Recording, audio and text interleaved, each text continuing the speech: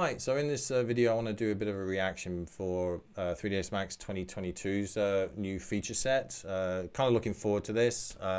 Hopefully we're going to have some better ones than the chamfer modifier that we got in the last one. Was it the last one or the one before that? I forget. So every single time we have these new releases, new cycles, new release cycles, we kind of hope for the key hero feature, like in, I think it was like Max 6 or something like that, Max 7, we had Carrot Studio, we had particle flow in Max 5 or 6, we had the new shaders in Max 3, we had the IK system in Max 2, 2.5, we've had the fluid system in, I think it was like Max 2018. So these kind of main things which are basically going to take our stuff to the next level and, not give us the need to go around the houses a little bit and go around a bit to actually be able to create something. The tool is there. So things like volumetrics. Oh God, I'd just love to actually have decent volumetrics in this thing. It's like, yeah, okay, fine. You can import VDBs from outside and render them in Arnold, but it's not the same as actually simulating them. It's not the same as actually generating them yourself. You have to rely on a third-party application or a plugin to be able to do it. Now, I understand. So some of the conversations I've had with developers, with Autodesk themselves or their developers in the past is like, well, if we do this, we kill these third-party developers' revenue, and that I respect. I understand. And if that's their goal, if that's their MO, then great. Okay, I understand that you don't want to affect third-party developers. That's okay. I understand totally. But just giving us the ability just to have that, just to create a small element, just a fraction of it, would mean a world of difference. A lot of times it's like you only need to actually have a small element of something in there. So you're already spending like a metric ton of money on this software, which other softwares in your arsenal already have within that same price range, or even some which are even open source or free. They have these things available. Why on earth this one is not actually having it? So I'm hoping beyond hope, and this is kind of a bit of a stab in the dark here, that we're going to get something like that. So I've just bring the page up. And let's switch across. So and right inside screen. Right, fine. Okay, so just from the top, we've got a big flag up about security. Now there was an issue like not so long ago where some viruses or malware got into Max files, either within the scene files themselves or within the actual third-party elements that these scene files would call on, like scripts, Python scripts, etc. So they've knuckled down on this and tightened all this up to make sure that people are protected. I've not experienced it myself, thankfully, touch wood. However, this is an issue, and nasty things are out there. So if they're doing something about this, then that's not a bad thing. So that generally malware remover tool, blah blah blah blah blah. Well done. Okay, groovy. Right, arty stuff. Right. First one, Smart Extrude. Okay. Now this is the thing that was actually included in one of the point releases of 2021. It looks like it's exactly the same thing. They're just calling it a feature in 2022 now. Apart from the edit poly modifier. So previously it was actually just in the editable poly, which is the base level mesh. Now they've actually included it within the edit poly modifier, so you can do the same thing in that particular modifier as opposed to you could in the base mesh. So that's a good thing, because I personally love actually working with modifiers to in essence to retain my history. So I barely do any kind of major work and refinement in the base level. I always structure it. I use my modifiers as like milestones in history. So if I make a mistake, I can always just remove a modifier and I can go back. Even if I've saved the scene and I've closed the software and I revert back, or forget to increment the save or set a milestone save, I've actually got it within the scene file, and I use modifiers that way. So this is great. So if I was working in this would be pretty cool. Right, next one. Slice modifier. Now, the slice I've used to death. You know, when this first came out, this was great. So it gives the ability to obviously, you know, section through geometry without actually having to either manually do it within Edit Poly or Editable Poly, or actually having to use a Boolean. So those things are evil. So it's one of those things that it seems to give like a cleaner result, and it may be psychological, but it seems to give a cleaner result on the mesh slicing. So having that ability to, okay, what we've got now, we've got capping, we've got multi-axis cutting. So it looks like you can basically not just do it with a single plane, you can actually create a pivot point, and you can obviously section off and take out a quarter or an angle of a particular part of a mesh, which is kind of interesting. Now, this multiple axis thing, X, Y, Z, align planar thing, I'm skeptical, and the reason for this is because whenever one tends to slice a mesh, you always run the risk of the thing failing. It doesn't work. It fails, or it puts verts in the wrong place, or basically it doesn't remove or cap off properly. So having that forced XYZ slice planes, I mean, it's very difficult to see in this very small graphic. Let me see if I can just zoom in on this. It's going to give me the ability to zoom in on this a little bit. Ooh, there we go. And the graphics blurry as heck. Okay, there's a video further up the page. I'm hoping that that's actually going to give us a little bit more of a clarity. So this one, it looks like we're basically stuck with actual right-angled axes to each other. And the problem with this is that with slicing, you need that kind of fidelity. You need the ability to basically shift something just to move it a touch, just in case there is some it fails on that particular position. You just move it like a millimeter off or something like that, and it will succeed. It will work, and that's often down to the topography of your mesh. So having that refinement would be good. So whether or not you can, I don't think you can actually go into the sub object and just shift that plane or shift that plane or shift that plane a little bit. I suppose you could grab the entire thing and move it this way or this way. That might solve the problem, but you might run the risk of it if you move it, you may break it on another axis. So having that, either a slider just to like give that kind of level of fidelity, just to kind of move it a little bit, would be kind of nice. Open holes capping, that again is what we normally tend to do, is we basically stick a separate cap modifier on top just to close it off if necessary, and this is just basically just bringing the same thing, the same code into this particular modifier, really looks like. The alignment options, that's kind of interesting. So quickly align the cutting gizmo to faces of an object or reference another animatable object in your scene. We can kind of do that already, and that's by selecting the gizmo sub-object and using the align tool to align that to another object. So that's already been there.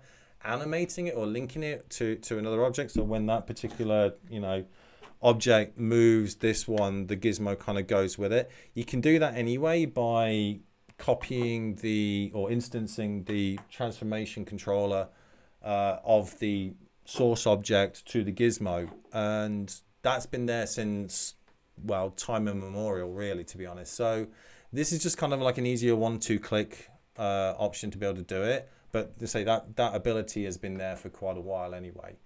All right, next one, Extrude Modifier. Okay, so this looks like this is mostly for complex splines.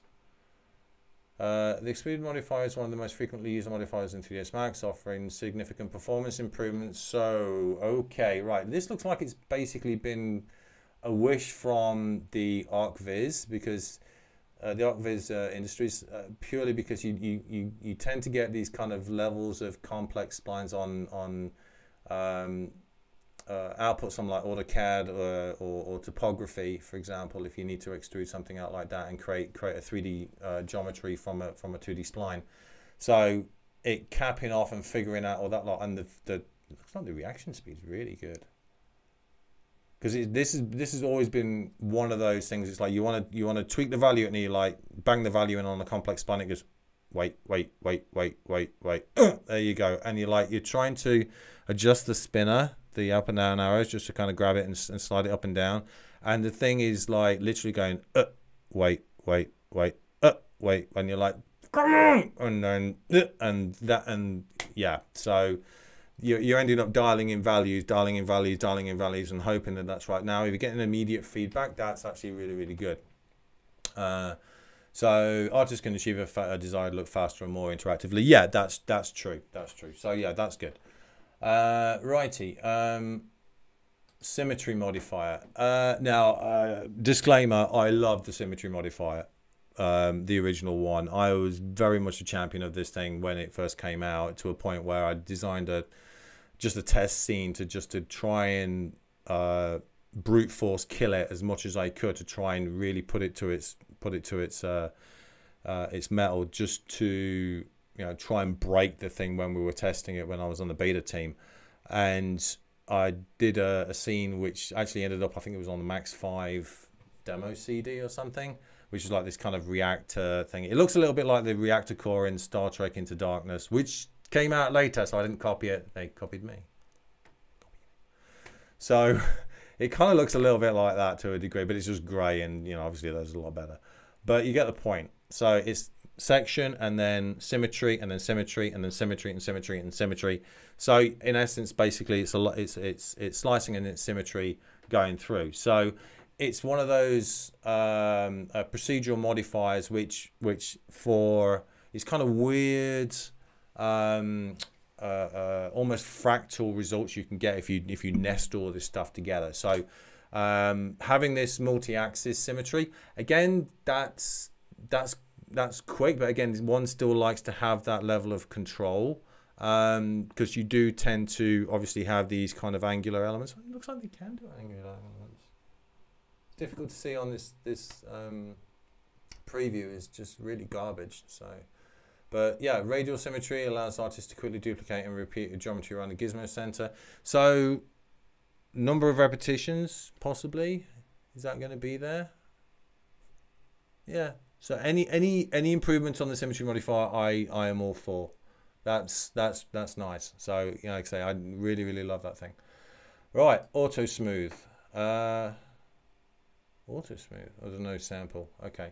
Auto smooth operations, which are used to improve the visual quality of mesh data throughout 3ds Max, have been updated and generating a new smoothing data faster. Blah blah blah blah blah blah blah. This update helps artists when adjusting smoothing data on objects such as mesh, poly, or spline. It all benefits of the modifiers such as smooth, chamfer, edit mesh, edit poly, pro optimize, and many more. Oh right, okay. So auto smooth, as a general rule, is dog slow. Like really, really slow, especially on anything over like 50,000 polys or something. It struggles to actually give you a fast update. It'll sit and think and think and think and think and think and think, and oh, there you go. And then it's like, oh, my smoothing threshold needs to be adjusted. So you adjust it, and then you think, and then it'll update. So it's really, really kind of labor intensive behind the scenes. So if they've improved the speed of this, that's awesome. And what it's saying about it will benefit other modifiers such as smooth, chamfer, edit mesh. Edit mesh has got smooth baked into it.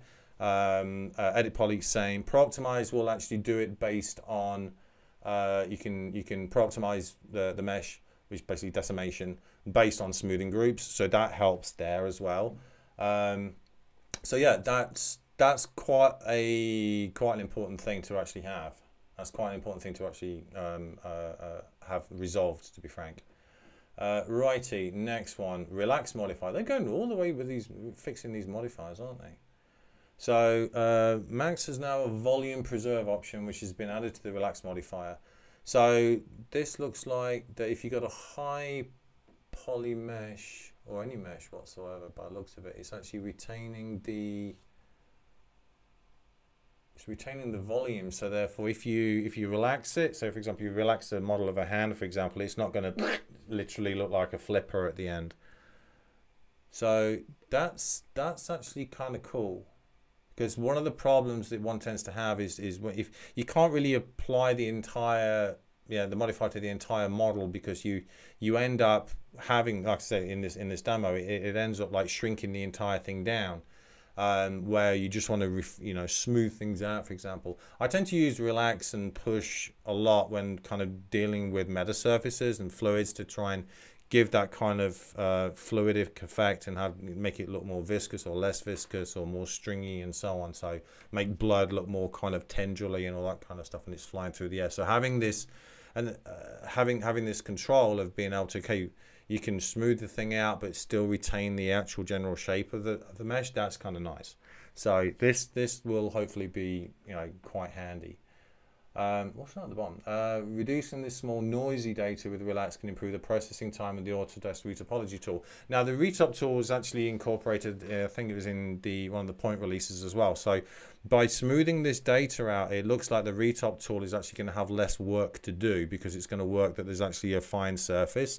So fingers crossed this will actually speed up the retop work. So that's a roundabout way of fixing something. But I think that's really then needs to be incorporated within that particular tool, and not having them rely on sticking another modifier in it. Just have it as an option, just like they've done with some of the other features. Next one, rendering, and we've got this looks like Quicksilver. Yeah, so they've actually added a separate panel. They've added a separate panel for Quicksilver now. So new render configuration windows, faster, snappier, or Qt based UI. I thought it was going to be QI based. Quicksilver render settings are now Qt based for a more faster, more responsive experience. The Viewport Bloom settings have also been synced to the Quicksilver settings. I'm never really a fan of Viewport Bloom, really, to be honest. I always kind of prefer to do that in post. I can kind of, these blooms are always normally just like a blur, then they never really fall off properly with an inverse square decay. So it never blooms properly. So like if I just grab this, for example, you can see how this bloom, right, kind of here at the back of my head, just kind of, feathers off, with an inverse square. So it's one of those things that I like to have control over the thing. Otherwise it just, I've never come across a post-process blur which really works very, very well, or realistically, to be frank.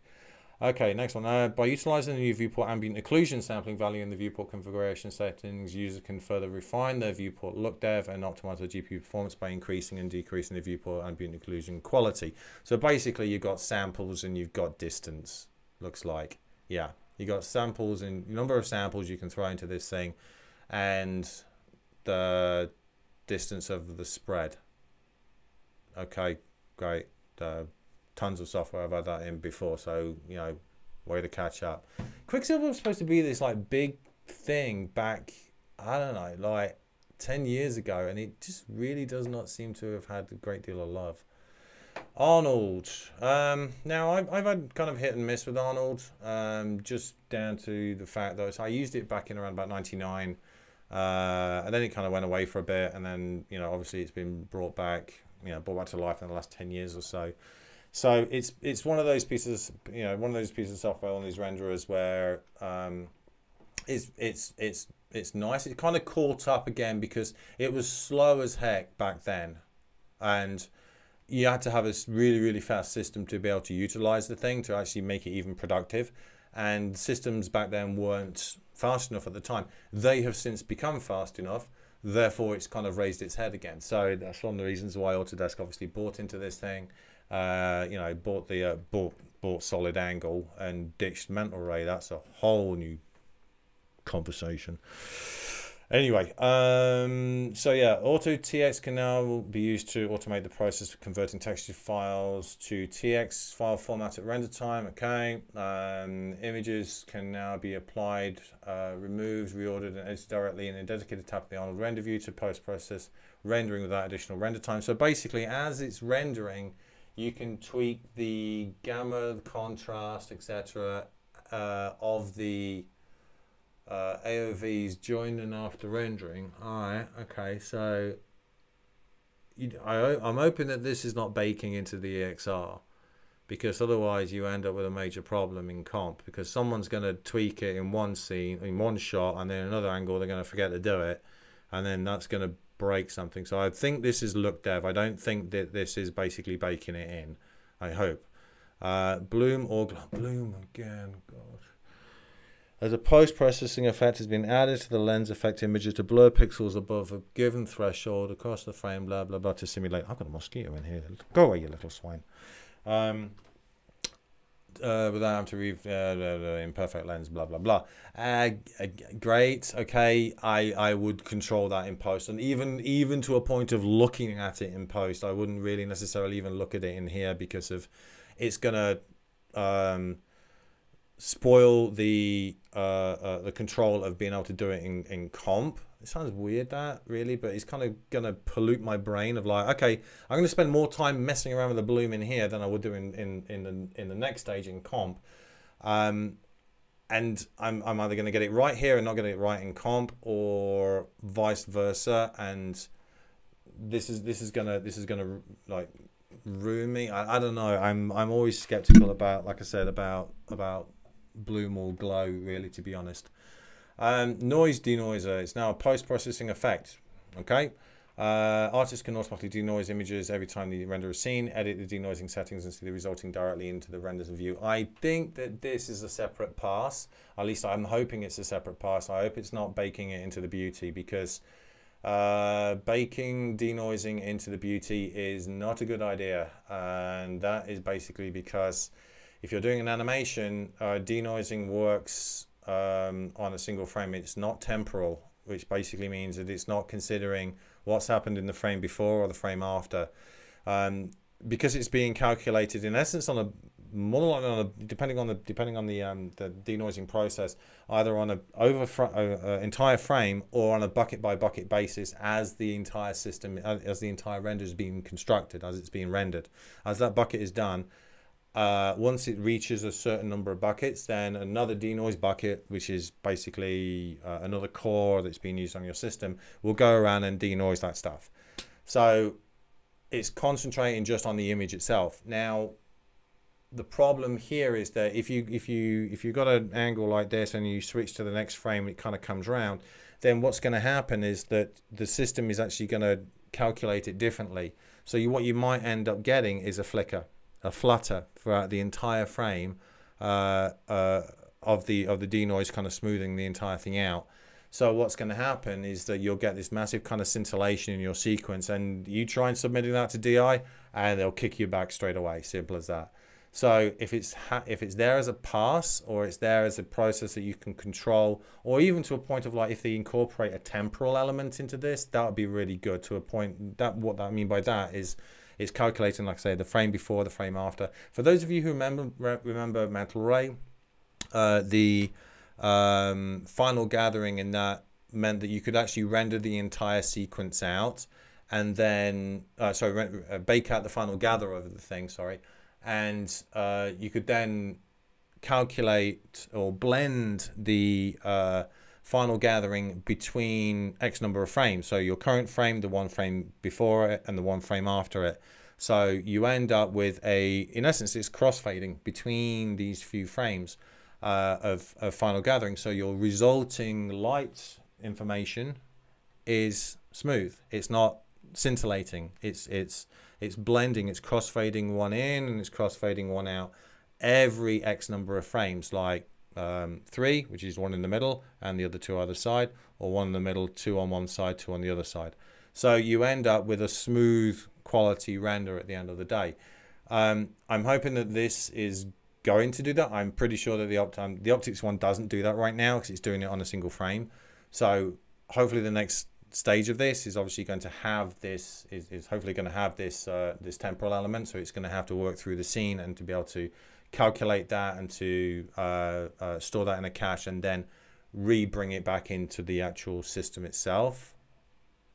Fingers crossed, or it works out the position or the temporal stuff on a frame in advance and a frame before, and then combines it at render time. That's also awesome. So that would be an ideal scenario. So actually baking this into the primary render is not really, like I said, a good idea. One is obviously hoping that this is obviously going to be a separate passes in the XR, that you can control the thing afterwards or use it or bin it after the fact. The light mixer is basically interesting because that gives you the ability to actually use different light groups. Now in Blender they had this in one build that was done by a company called Bone Studio. They incorporated a bunch of code from different branches and they had this incorporated. Unfortunately it's not made it into the master build yet, but that was there about a year ago or so, give or take, about maybe a year and change back, and it gave us the ability to be able to set, like for example, if you've got like an exterior night scene with like street lights and a moonlight and a car headlights and house lights, you know, interior lights for example. So all of these could be grouped into different categories, and then when it's rendered out it would all be generated as separate passes as well. So you'd actually be able to zero in if you had any kind of flickering going on from the path tracer. You'd be able to work out where that actual flicker was coming from, or even save these things out and combine them in post. So okay, this light here is a little bit harsh, I'm just going to kill that, or I'm going to dial it down or something like that. So you got direct control over that. That's pretty cool. That's pretty nice. So again, this is just looks like it's all just look dev. So it's saying it makes it possible to interactively edit the contribution. I'm hoping it's not baking it. I'm hoping it's not fixing it. Because if that's the case, then your light settings and your resulting render are not going to match on subsequent scene files if you load the same scene file information back in. I'm presuming that this is going to be a look dev element, and it's not going to be something that's going to bake it into the XR. Without testing it directly, I wouldn't be able to say.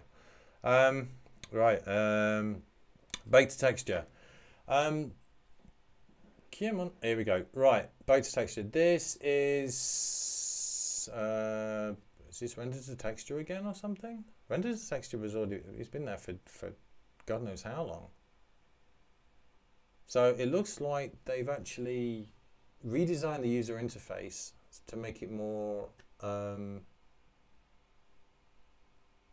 easier to use, possibly.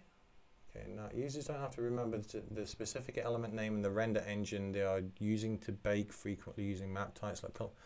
Never really needed to remember the specific element name. Just like you'd have to chuck out the right one, but you wouldn't have to remember specific element names before. I can't ever recall needing to do that. Okay, maybe it was a thing. I genuinely can't remember, you know, needing to do that. Just, you know, you set what you needed to output, and that was that. You know, set your output path, set your output size, your mapping channel, blah blah blah blah blah blah. That was basically it. Anyway, all right. Render texture, bake to texture, not render to texture. So possibly render to texture is now gone, and this is now in its place. I kind of like and hate if that's the case. Just retiring a feature like that and not having an overlap is not a good idea. Now, Max used to do this a lot. They used to basically phase in a new feature and then phase out the old one, give or take a couple of versions or so. So that was always a good idea because it gave people the chance to go, you know what, this is, you know, I'm going to have to change my workflow within this next version or two, this next 1 year or so. So when Arnold got brought in as Max 2018, they just went, oh, by the way, Metalway's gone, bye, and then just literally pulled the plug out of all of us who was using it. And it was like, what are you doing? You literally just messed us up. You just screwed us over, because our entire pipeline is based on this thing, We've got nodes and nodes and nodes and nodes on the farm, which are basically using Mental Ray. And now you just literally pulled the rug from underneath us. And now you're expecting me at that time to drop around about $200,000 on not only updating the software, but also sticking a render node license on every single machine, when I could do that for free with Mental Ray. Now, if you'd have done the same model with Arnold, or even the old model, which was you could network render on your licensed workstation seats, that would also be fine, because we used to that. We used to do that before Autodesk and Mental Images came up with a different deal, which was basically to be able to put Mental Ray on every single machine that you had. You could only put it onto network render on specific machines, i.e. ones that you had licenses of Max on. You couldn't put it on other ones. So if they'd have put that in, that would have been perfectly fine. But they said, no, you can't even do that. To network render, you have to buy a network render seat. Even if you have a workstation license, you still have to do this. You still have to pay not only for the seat of the license of the workstation, you want to render on that machine, you've got to buy a render node as well. Just open my wallet and pour everything out.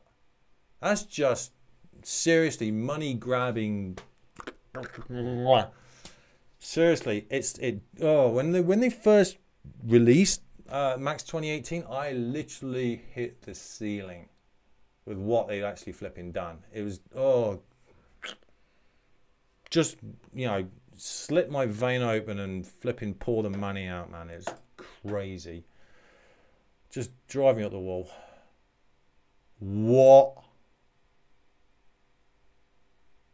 Are you having a laugh? Eh?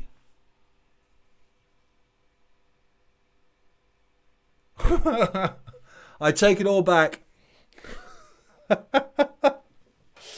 Whoa, God. Okay, right. This might not sound like a big deal to you, but this is something that we've been asking for 20 years. The ability to put a Viewport's display full screen, or replicate it, or have it independent, replicate that viewport on a big screen, on a separate monitor. All right. We've been asking for this for this is like 2000, maybe even prior to then. And this is a massive thing. Turn any floating viewport into a full screen board. So you got to tear it, you got to create a separate one. Full screen borderless view without any gizmos either. All right, okay.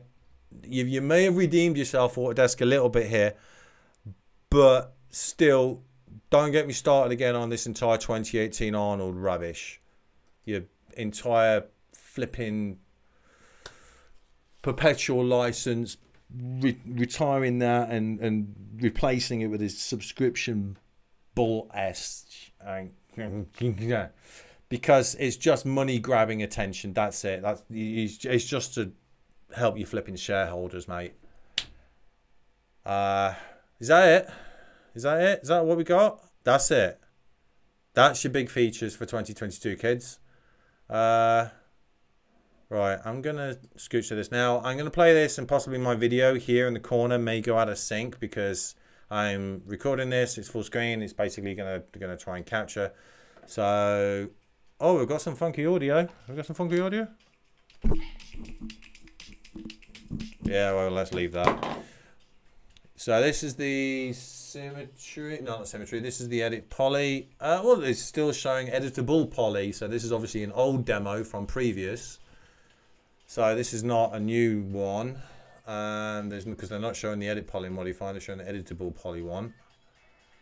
All right, okay, yeah, this is what we saw in the last point release. Okie dokie. Symmetry, right. So align to face pick objects. You can do symmetry count. How many symmetry counts you want? So how many you want to replicate around without having to do multiple symmetry modifiers all the way around. You can replicate it how many times you want, like an array. That's nice. That's nice. Pick object, flip the thing, and align that slice to a specific face or a specific object. That's not too bad. So you got the same kind of face alignment like you've got in the edit poly or the editable poly elements. So basically you got it similar to what it's actually in the editable poly, which is already there from a while back anyway. They just incorporate it in the modifier now. Oh, wait, what was that? What was that? What was that? What was that? What was that? What was that? What was that? Did that fail? Haha, failed. So basically your slice has failed here because you've got cap on and the thing's failed. See, this is the problem. The tech is good, but say if you just move it from here to here, it may fail. And the reason why it's failing is more than likely down to this very, very tight, skinny polys that we call them, which are very, very tightly closely packed together, and the system can't work out where it needs to surface. So it goes, no, I can't do it. I'm just going to give up. So you'll notice that. And then it succeeds at the end. Did you see that? We left the shot right at the end. Okay, this is the relax. Right, now that preserve is quite nice. We're actually smoothing out in between, and then we're basically we're actually making sure that the volume is still there. So this is the auto smooth. We seem to be quick. Okay, cranking the relax values, cranking the amount of iterations. Still yep, that's nice. That works. Okay, so this is the Arnold. So we've got light group mixture, so we can set our lights into separate groups. Control the. This is the thing. The demos are so quick. Slow down. How are we supposed to see how this works? By you basically running at double speed. Can I play this at half speed? What? So you can adjust the hues or the exposure or the color, the filter over the top of it. I'm not sure why you'd want to do this, to adjust that kind of level, because at the end of the day, you're not going to do this. You're not going to commit in here. You're going to commit in comp. I can understand the part of a look devil. Import a LUT or import a post-process that's actually going to control all this lot. So, you know, a rough compositor to actually be able to stick. Oh, okay, all right, okay, slice view. That's nice. Yeah, okie dokie. Before and after, that's pretty good. Okay. Yeah, ambient occlusion, radius, yeah, as we thought, number of samples to improve the quality, yada, yada, yada, yada, yada, yada. Okay, yeah. Yeah, that's fine. Yeah, you're spending way too long on this compared to the other stuff. Now, you do not align a box or two items together like that. You use the align tool, come on. Okay, we're selecting which ones we want to do common maps for. We're adding in our objects. We're slow down, crying out loud. I'm trying to follow your mouse and you're literally losing me. Yeah, we're checking out the maps. Yep, very pretty. Okay. But this is a simple object. Okay, I'm going to have a lie down in a dark room. Seriously. This is, again, you have no idea how long we've been waiting for this. Okay, if we can zoom in on those particular ones as well, that would also be really helpful. And this looks like it's the security aspects. So hang on, is this the rest of the video? We're at 4 minutes now, and we're going to 4:30. Okay, we've got an end card. So we spent around about 30 seconds on the security aspect, which is a little bit, you know, you're not focusing really on your primary usage of your big sell point, which is the Arnold's Max to Arnold improvements. And this is just way too fast. Or, you know, in these individual videos on the site, guys, you know, show it off more, because this is really not kind of giving us anything really informative or visually descriptive at all. We need to see better samples here, guys. But yeah, that was a oi. I have no idea, man. Right, so that's 2022. No major big features is what I can see. A lot of tinkering under hood. Seems like a point release to me, or 2-point releases more to the point. So I'm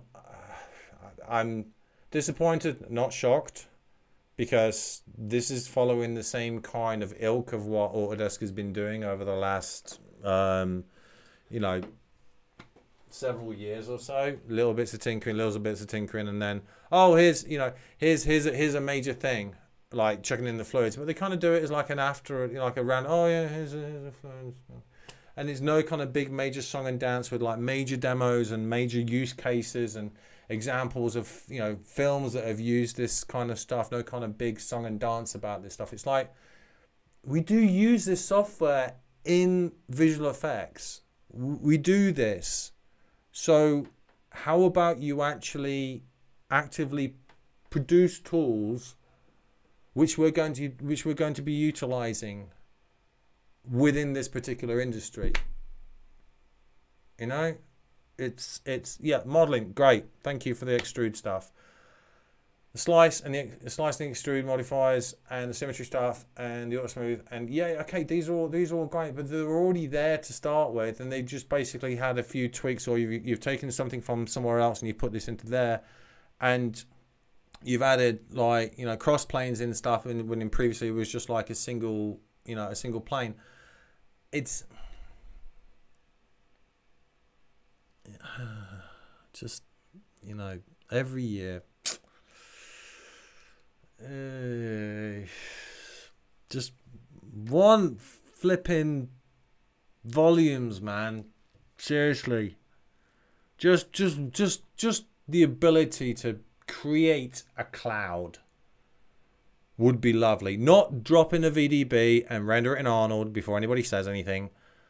Just the ability to create it, to simulate it, to generate it, to have everything within the software running hyper-threaded, particle flow hyper-threaded, blob mesh. My God, make blob mesh hyper-threaded. Make it as fast as I'm sorry, guys. Blender's meta surfaces. Make it as fast as that. It's like, come on.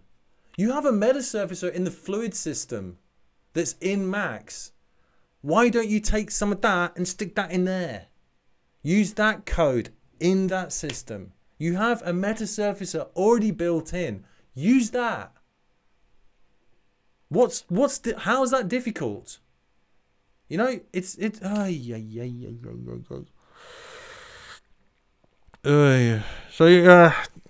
don't get me started. Like I said, if you were upgrading or you know, if you're buying from scratch, yeah, okay, you've got all the other features, the legacy stuff, and you've got all this kind of new bits and bobs and what have you. Yeah, I can understand, like, okay, this is fine, this is okay to get into, etc., etc.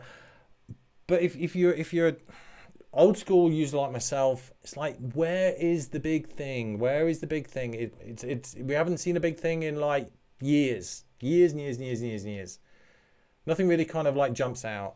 One of the biggest, you know, promotions that these guys are doing, it's that, hey, this is a subscription. You can get this on a monthly subscription, or blah, blah, blah, blah, blah. You apparently can even get this thing on an indie license if you're earning under $100,000 and if your project is under $100,000. So both actually have to be under $100,000 from what I recall. They don't actively advertise this, but apparently you can do this. But I got a sneaky feeling that's only in certain countries. I don't think that's worldwide. From what I remember, I might be wrong. Check it, Google it.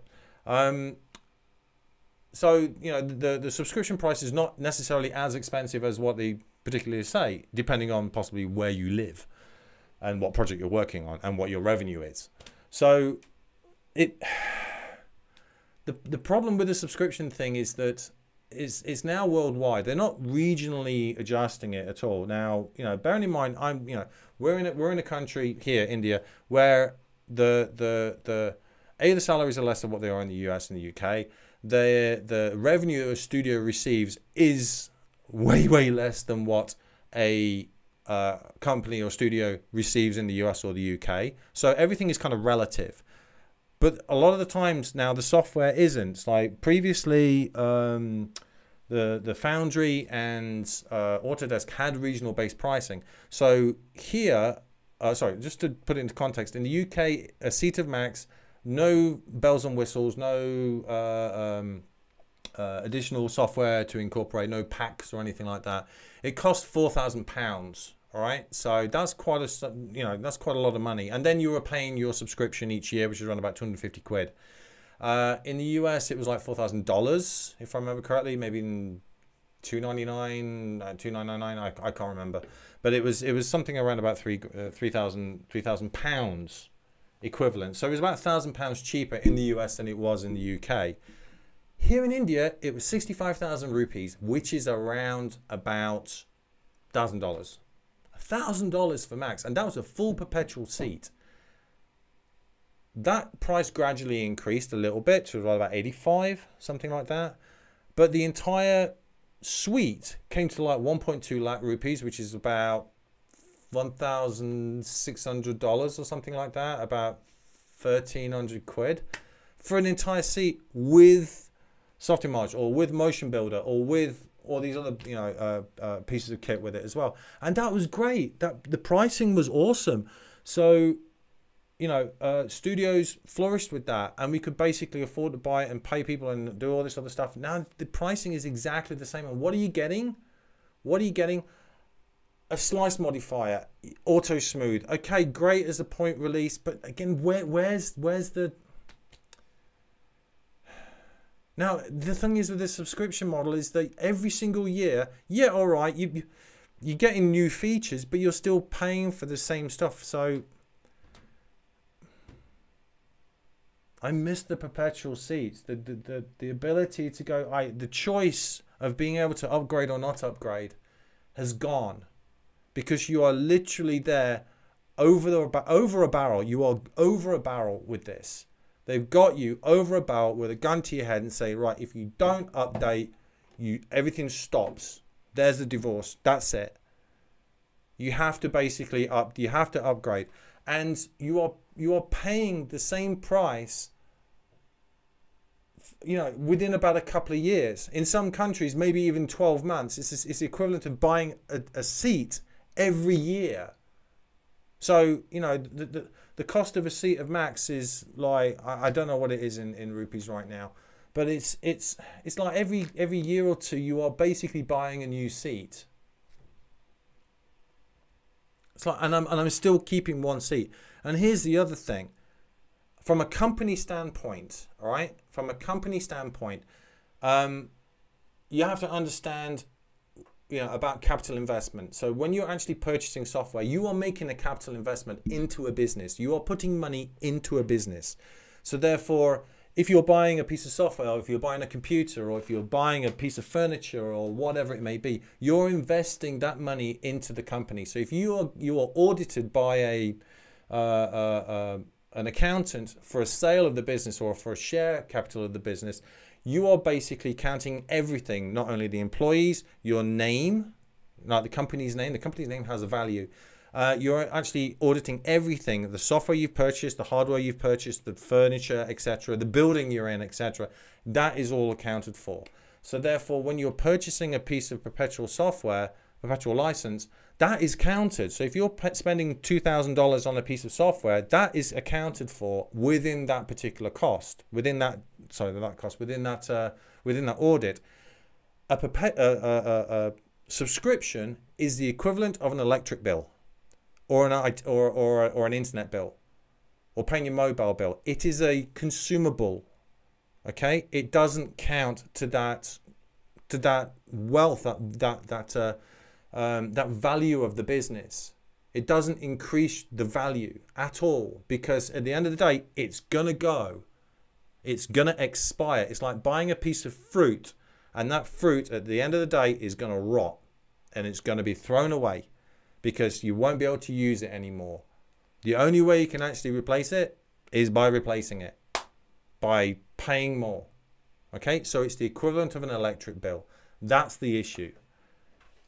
Give us back the, there's a bit at the bottom of this page here. I'm not going to be flipping to it. It just says, Autodesk is committed to responding quickly to 3ds Max user feedback. Join the community and submit your ideas, blah, blah, blah, blah, blah, blah, blah. Here's one for you. Bring back the perpetual licensing, please, or give us the option of both. Freelancers will be able to, small-time users and everything, part-time users will be able to utilize a subscription model for short-time use.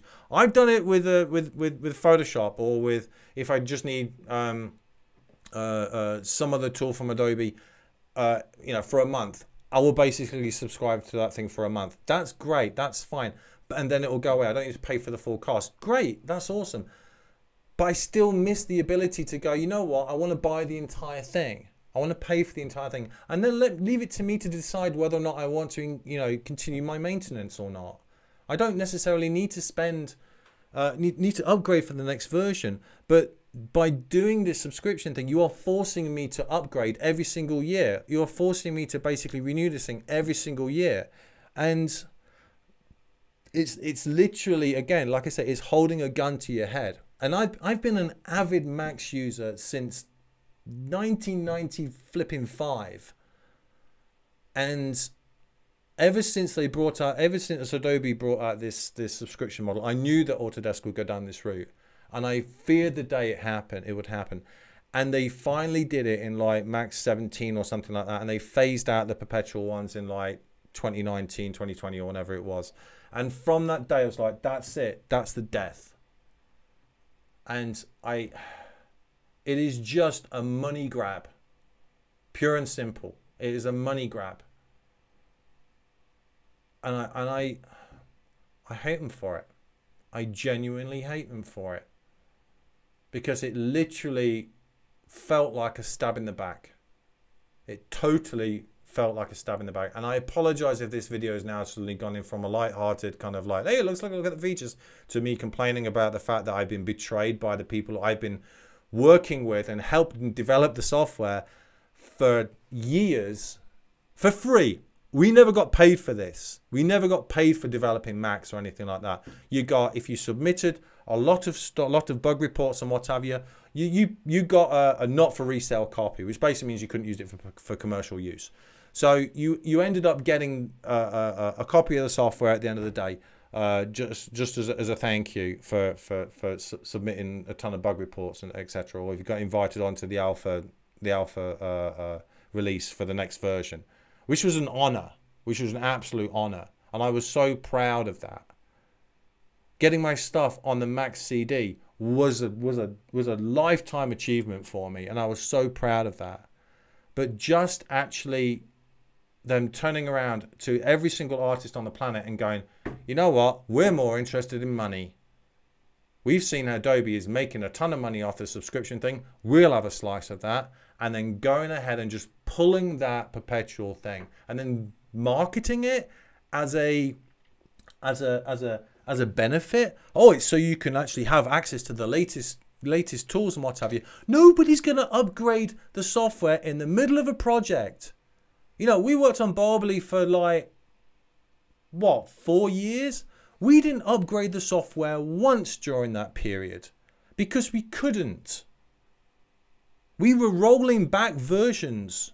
You know, we were buying new seats and we were rolling them back, because you could do that, to earlier versions, because we had to stay within a certain, you know, a certain version of Max, because the plugins that we had and the scripts that we had and the models that we had, if we upgraded to a later version, we'd possibly break something, because, just FYI, the Edit Poly modifier, notoriously unstable between versions.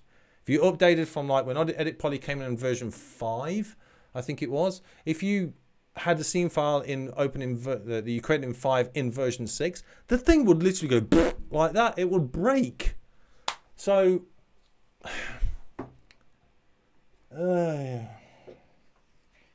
just bring back the perpetual seat, guys. Seriously. Everyone will literally bow down at the altar of Autodesk and thank you and kiss your feet if you do it, because it basically means that you value the customer more than your profit.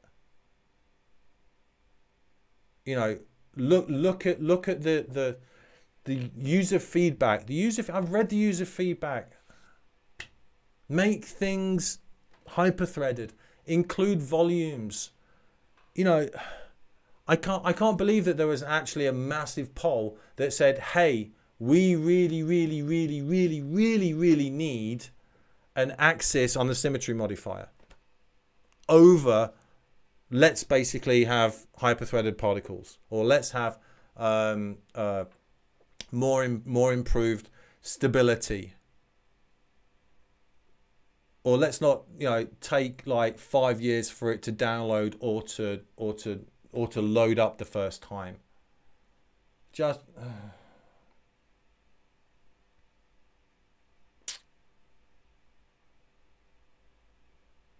just incorporating, you know, you've done it in Maya. Why cannot you just incorporate Bifrost fully in Max? There are so many visual effects plugins available for Max, more so than there are for Maya, I think.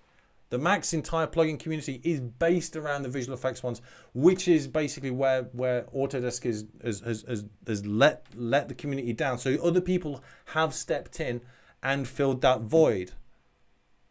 You know, the guys who make Fume Effects, and you know, prior to that, Afterburn. We don't even have, like, you know, sprite-based volumes.